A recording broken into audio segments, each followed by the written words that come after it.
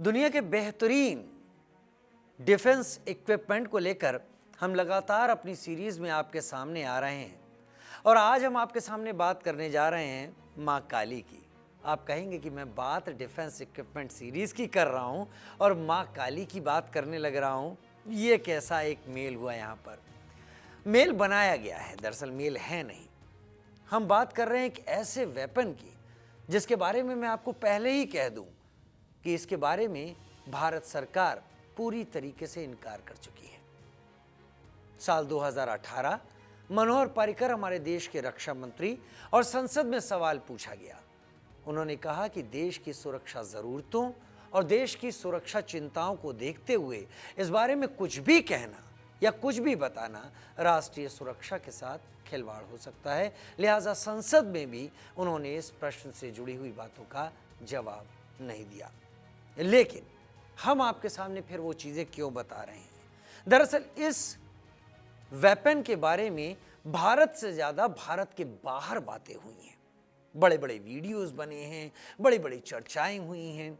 एक ऐसा इंसिडेंट भी हुआ जो कि सियाचिन के पास हुआ और उसमें बताया गया कि पाकिस्तान की एक पोस्ट जहां पर 135 के करीब सैनिक थे, अचानक एक एवलांश में मारी गई। वो ऐसे हालात में जबकि वहां पर एवलांश आने की कोई भी संभावना नहीं थी। पाकिस्तान ने इस बात की जिम्मेदारी और इसका ठीकरा भारत के उस गुप्त छुपे हुए हथियार पर फोड़ा जिसके बारे में मनोहर पर्रिकर ने संसद में जवाब देने से मना कर दिया था। हम उसी हथियार के बारे में आपको वो जानकारी देंगे, हम उसी हथियार के बारे में आपको वो बातें बताएंगे जो हमने कुछ रिटायर्ड पुराने अधिकारियों से बातचीत करके सामने रखी। लेकिन हम यहाँ आपको ये कह देना चाहेंगे कि इसके बारे में हमारी सरकार का स्टैंड साफ है कि वो इस बारे में कुछ भी जाहिर नहीं कर सकती, ना ही बता सकती है। लिहाजा अलग अलग कड़ियों को जोड़ते हुए हम आपके सामने वो चीज़ रखने जा रहे हैं जो शायद आपको बताए कि भारत का ये वेपन, भारत का ये हथियार क्यों पूरी दुनिया में मोस्ट टॉक्ड अबाउट वेपन कहा जा रहा है, जिसके बारे में अमेरिका में भी बात होती है, पाकिस्तान में, चीन में भी बात होती है और दूसरे देशों में भी बात होती है। जी हाँ, मैं बात कर रहा हूं काली की, मां काली, जो मैंने शुरू में नाम लिया था। लेकिन यहां पर ये मां काली नहीं, इसे KALI की तरह आप देख सकते हैं, किलो एम्पियर लीनियर इंजेक्टर के तौर पर KALI, काली। और काली की सीरीज में यह माना जाता है कि भारत काली सीरीज के वेपन की टेस्ट भी कर चुका है। हालांकि इसके बारे में जानकारी देने से पूरी सतर्कता बरती जाती है और कुछ भी ऐसा सामने नहीं आ पाता जो असलियत को सामने रखे। लिहाजा आज हम जो बात आपके सामने रख रहे हैं वो उन अनुभवों का एक मेल है जो हमको जगह जगह से हासिल हुई, जिसमें कुछ लोग जो कि सेना या इन चीज़ों के ऊपर अपनी बड़ी पकड़ रखते हैं, उनसे जानकारी के तौर पर हासिल हुआ। तो किलो एम्पियर लीनियर इंजेक्टर इसे कहा जाता है। अब बात को मैं लेके चलता हूँ, आगे बढ़ाता हूँ धीरे धीरे कुछ कहानियों की तरफ, कहानियों से लेकर जाता हूँ। भाभा एटॉमिक रिसर्च सेंटर, जो भारत में न्यूक्लियर या इससे इसकी एनर्जी या इससे जुड़े हुए प्रयोगों में सबसे बड़ी संस्था मानी जाती है, इसे शॉर्ट फॉर्म में बार्क कहा जाता है। और दूसरा डिफेंस रिसर्च डेवलपमेंट ऑर्गेनाइजेशन यानी DRDO। इन दोनों ने मिलकर कुछ सोचना शुरू किया।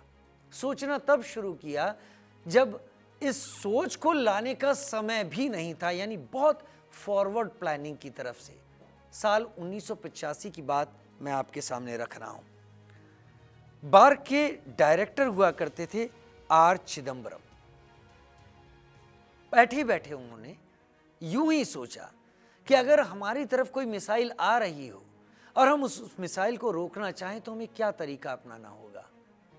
काफी देर निकल गई, कई चाय की चुस्कियां निकल गई, कई कप खाली हो गए, खाने का टाइम हो गया, शाम का दिन आ गया। 1985 में एक ऐसे दिनों में वो ये सोच रहे थे जब वाकई दिन भारी पड़ रहे थे किसी नई सोच को ज़मीन में उतारने के लिए, क्योंकि सरकार की तरफ से नए ज़माने के वॉरफेयर को देखते हुए ऐसा सोचना बहुत ज़रूरी था।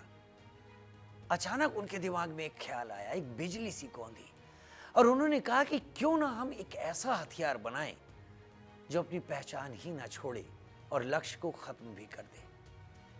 हालांकि कहने को एक कहानी की तरह था कि ऐसा भी कोई हथियार जो अपना काम कर जाए और पहचान ना छूटे, ये सिर्फ एक कहानी से ज़्यादा और कुछ नहीं हो सकता था, या एक कपोल कल्पना, या शायद हैरी पॉटर सीरीज की किताब का कोई एक ऐसा टुकड़ा जहाँ पर कोई एक ऐसी कल्पना रख दी गई हो जिसके बारे में केवल बच्चे ही सुन के खुश हो सकते हैं। लेकिन आर चिदम्बरम साहब बार के वैज्ञानिक थे, लिहाजा उनकी सोच यूं ही नहीं जा सकती थी। उन्होंने सोचा और इस सोच को उन्होंने जमीन पर उतारने के लिए, उससे पहले कागजों पर उतारने के लिए पूरे 4 साल ले लिए। 4 साल 1985 की वो चाय की चुस्कियां, वो चाय की खाली कप के दौरान आई सोच आर चिदम्बरम के दिमाग में इतना ज्यादा बिजली कौंधा गई कि उनको लगा कि एक ऐसा हथियार जो इस कौंधती हुई बिजली से ही बन जाए तो क्या कमाल हो जाए। 1989 में जो हमें पता चलता है, सरकार भारत की अभी भी इस बारे में खुलकर कुछ नहीं कहती है, लेकिन शायद 1989 का दौर था जब इस प्रोजेक्ट पर काम शुरू हुआ। जमीन पर उतारने की कोशिश की गई और इसे नाम दिया गया काली सीरीज। काली सीरीज का ये वेपन अपनी पहचान छोड़े बिना दुश्मन को वो घातक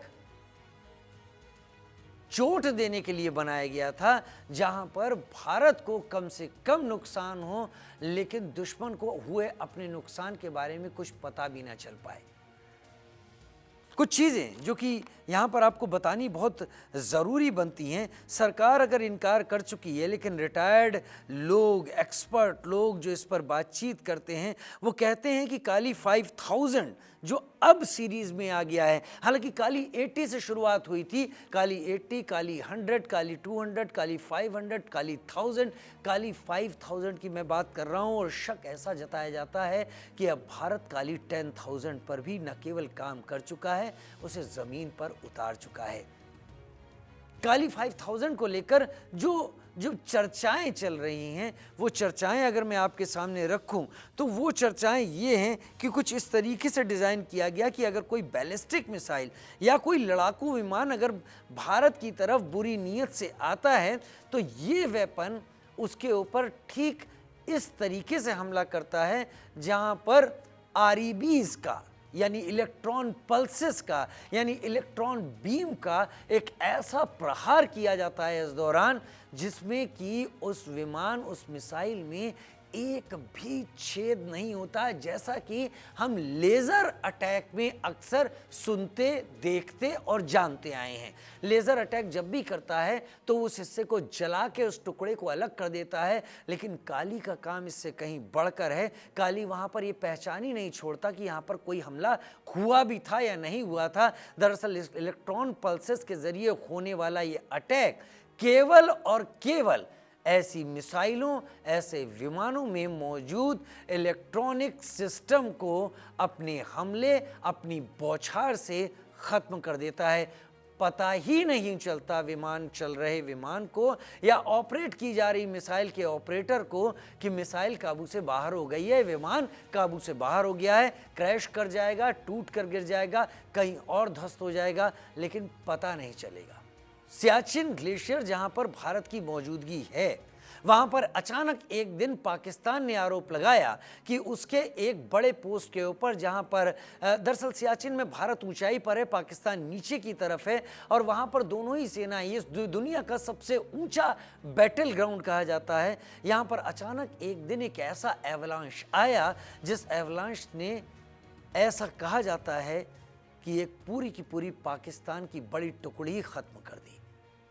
पाकिस्तान ने इसका ठीकरा, इसका जिम्मा भारत के इस गुप्त हथियार पर फोड़ा, लेकिन भारत क्योंकि इस चीज़ को ऑन रिकॉर्ड कभी मानता ही नहीं है, लिहाजा भारत ने यह साफ कह दिया इस बारे में भारत को कोई जानकारी नहीं है। और भारत को कोई अगर जानकारी नहीं है तो फिर इसका मतलब इस तरीके का कोई हथियार वजूद में ही नहीं है। लेकिन चर्चाएं और जगह जगह जो बात हो रही है काली वेपन को लेकर, हम उसको लेकर काली के बारे में आपके सामने बात रख रहे हैं। कहा यह भी जाता है, कुछ एक्सपर्ट्स ये भी कहते हैं कि काली 10,000 की ताकत इतनी है इलेक्ट्रॉन बीम की बौछार की तरह कि ये सैटेलाइट्स तक को खत्म करने का मादा रखती है। और इससे सबसे ज़्यादा चिंता होने की किसको ज़रूरत है? एंटी सैटेलाइट सिस्टम अगर दुनिया में कुछ एक देशों के पास है तो उसमें अमेरिका है, उसमें भारत है, उसमें रूस है और उसमें चीन है। भारत एसेट पहले से ही बना चुका है।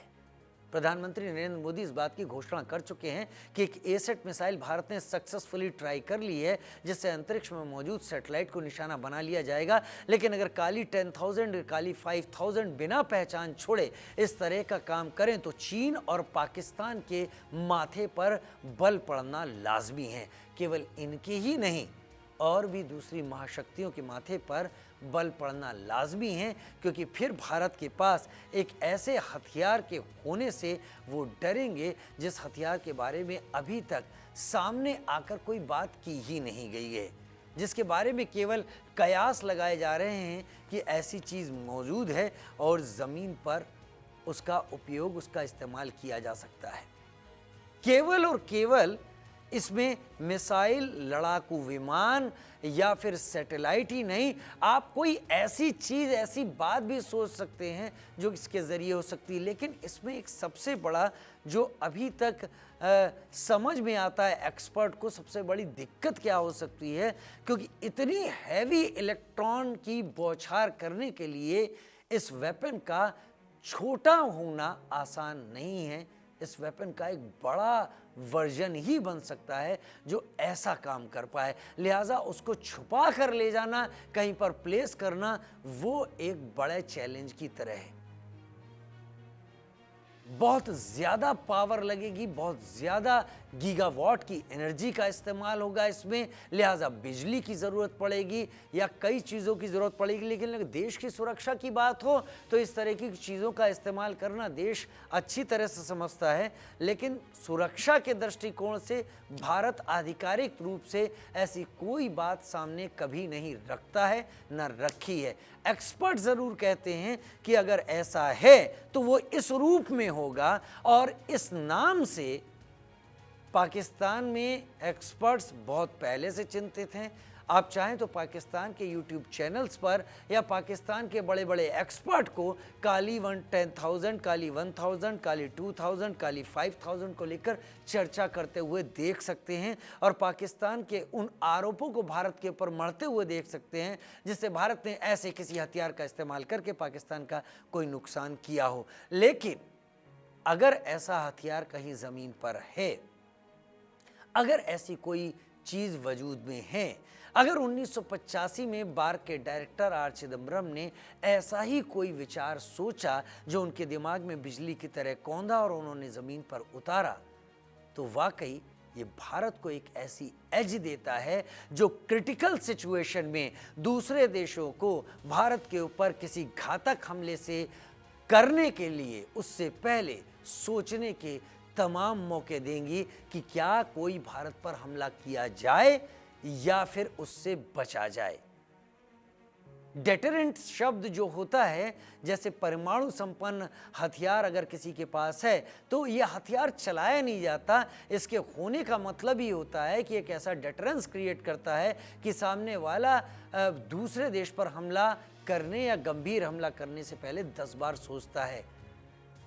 भारत के पास मौजूद जिस हथियार की बात हो रही है, जिसके बारे में विदेशी एक्सपर्ट बात करते हैं, वो एक ऐसा डेटरेंस का काम करता है जहां पर न्यूक्लियर एनर्जी या न्यूक्लियर तबाही तो नहीं है, लेकिन सेलेक्टिव पिन पॉइंट नुकसान ज़रूर है जिससे भारत की तरफ बढ़ता हुआ खतरा ख़त्म किया जाए। और अगर ये वजूद में है तो बैलिस्टिक मिसाइल को लेकर गर्व कर रहे या फिर बैलिस्टिक मिसाइल को लेकर, क्रूज मिसाइल या हाइपरसोनिक मिसाइल को लेकर अपनी ताकत का इजहार कर रहे देशों के पास परेशान होने के बहुत मौके हैं, और उनको ये समझ में अच्छी तरीके से आ सकता है कि भारत को घेरना मुश्किल ही नहीं, नामुमकिन है अगर माँ काली का साथ वाकई भारत के पास बना हुआ है। काली के बारे में हमने जो आपको जानकारी अब तक दी है, ये विश्वसनीय जानकारी हो ऐसा नहीं है, हम साफ कह रहे हैं। लेकिन इस वेपन को लेकर विश्व में बात हो रही है, इसके अलग अलग वर्जन को लेकर अलग अलग जगह बात हो रही है। तो एक्सपर्ट क्या सोचते हैं उनसे हमने भी बात की, और एक्सपर्ट इस बारे में क्या समझते हैं उनसे हमने भी जानने की कोशिश की। लिहाजा इस काली के बारे में हमने आपके सामने जो जानकारी रखी है उसमें पुख्ता अभी सिर्फ इतना है कि भारत के वो देश जो भारत को फूटी या भारत को फूटी आंख भी नहीं देखना चाहते, वो कम से कम भारत के इस हथियार से अनजाने में ही एक ऐसे डर में घिरे रहते हैं जो उनके लिए घिरे रहना है लाजमी है। अगर ऐसा हथियार है भी तो हम भी नहीं चाहेंगे जब तक भारत सरकार इस बारे में कुछ पुख्ता देती, उसकी कोई पुख्ता जानकारी आपके सामने रखे।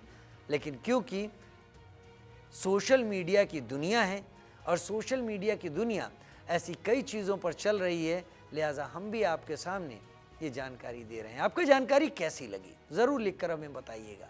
आपको ये जानकारी कैसी लगी कि ऐसा कुछ सोचा गया और ज़मीन पर उतारा गया होगा जो कि भारत के लिए एक डेटरेंट का काम करेगा? क्या आपको इस सुनकर खुशी होती है? क्या आपको इस सुनकर ये लगता है कि ये भारत की मजबूती का एक उदाहरण है या नहीं, वो दूसरी बात है। क्या आपको वाकई लगता है? और अगर लगता है कमेंट सेक्शन में ज़रूर लिखकर बताइए।